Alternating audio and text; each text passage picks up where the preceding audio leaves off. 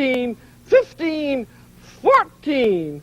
We're roasting Miss Chicken today on the French Chef.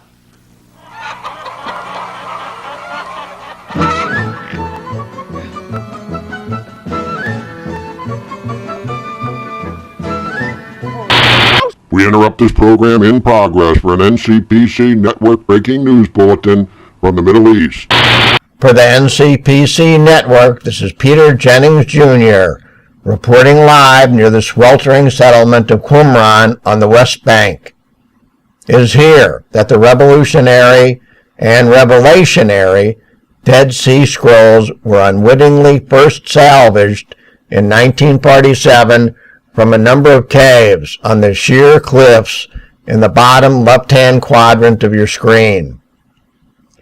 You will notice a small orange circle NCPC's technicians have digitally painted around Cave 4, soon to be the center of an international controversy, little more than 60 years after the first scrolls were discovered there.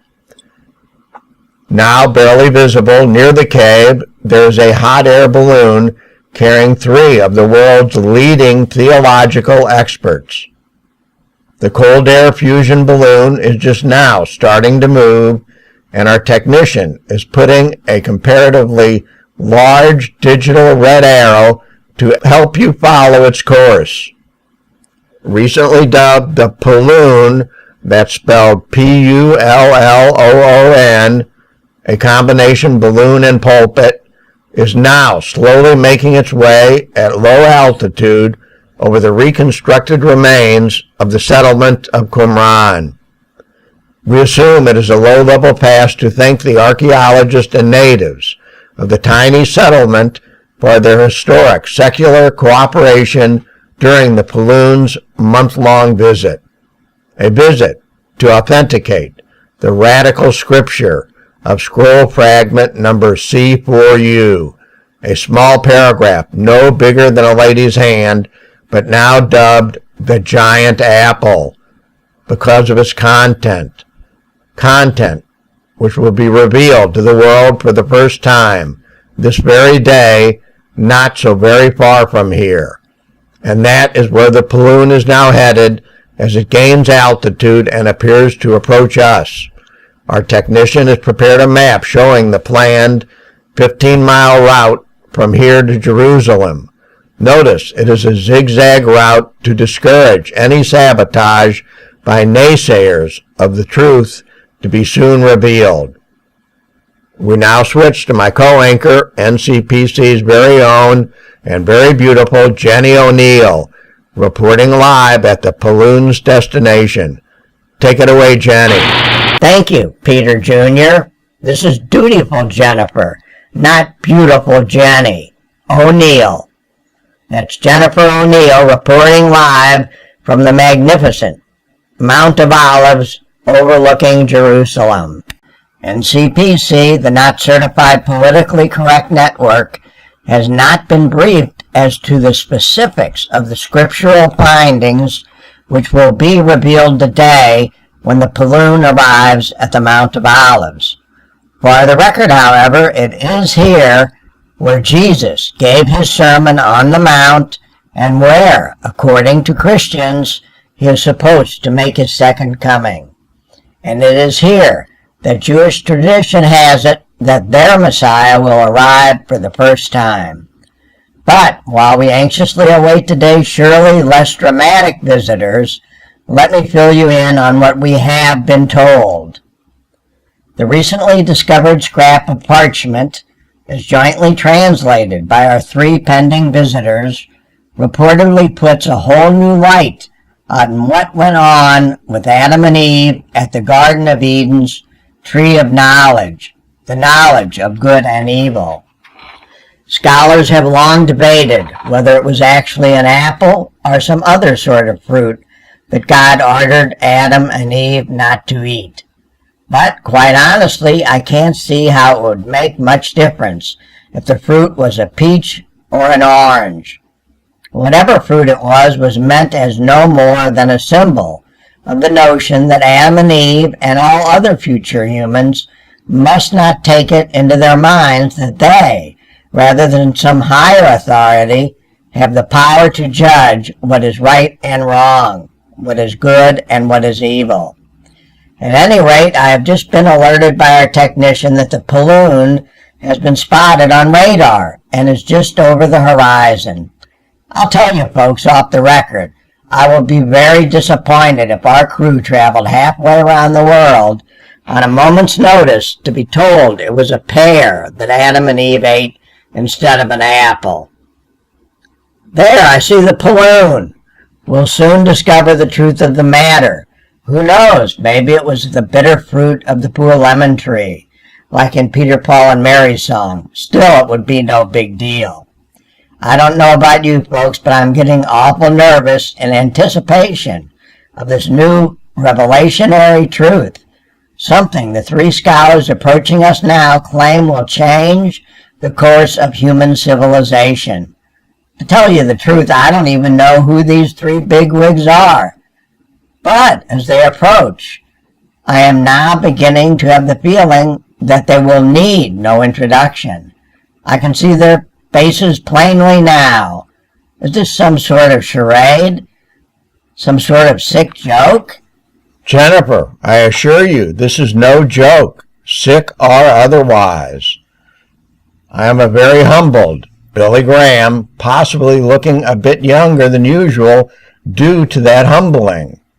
And I think you know who my two stellar companions are. Dispensing with cordialities, let's get to the heart of the matter. A new bit of scripture, which carbon dating has shown predates any other written account of what happened at the Tree of Knowledge in the Garden of Eden, does indeed confirm that it was a specific fruit, oval in shape, which symbolized God's message to us humans. Not to be disrespectful to any of you awesome gentlemen, but what difference does it make what kind of fruit it was? A big difference. God directed Adam and Eve not to eat of the fruit of the mother's womb. What are you talking about? Whose womb? Let me explain. There was a bird's nest in the tree of good and evil, and it contained several small eggs, the fruit of their mother's womb. And Adam and Eve took the eggs, not apples, and ate them. I think I begin to get the picture. And God told Adam and Eve that they had fallen from his grace by eating the offspring of their fellow animals. Birds in this case. Exactly. And in the wise words of this ageless piece of parchment, God plainly stated that he wanted Adam and Eve and all future human animals to never again consume, mistreat, or enslave either the offspring of any non-human animal or any non-human animal itself, be it of the land, of the air, or of the waters. Our cold fission balloon technician has prepared a graphic to help me emphasize and visualize the message as I quote the text directly. And I say unto you that you shall never forget that only when that distant day arrives when you humans will know that to do evil unto a non-human animal is the same as to do evil unto a human animal. Only on that day when the human race no longer uses or abuses a non-human animal will the human race no longer languish in perpetually earned sin. So shall it be written, and so shall it be done.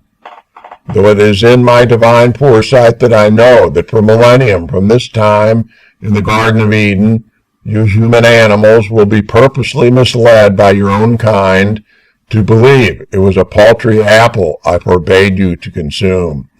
It is not now, nor ever will it be, an apple or any other vegetation of a planted tree that I would forbid you to responsibly partake of in moderation. It is the fruit of the living animal womb, and what it symbolizes that is forbidden. So it was a brownish egg, not a red apple.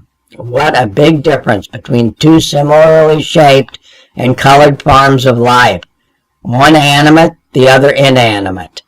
I can only say that you have indeed given us haughty humans A lot to think about today, and I profoundly thank all three of you for that. We must be going now to take this bit of scripture to a safe, yet public place where it can never again be hidden or denied.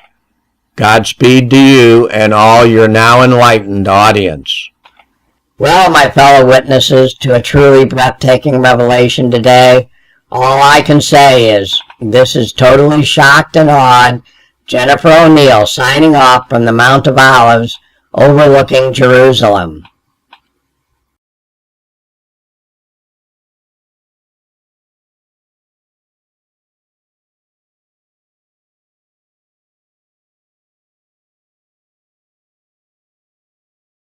This is also a totally shocked and awed Pete Jennings, still here at Qumran and now speechless.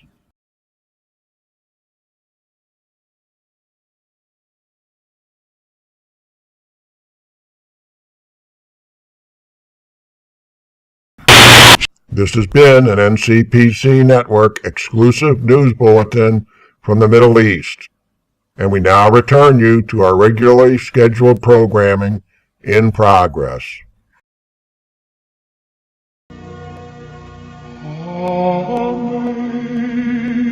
Amazing grace, how sweet the sound that saved a wretch like me.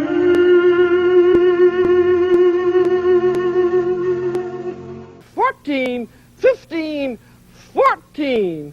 We're roasting Miss Chicken today on the French Chef.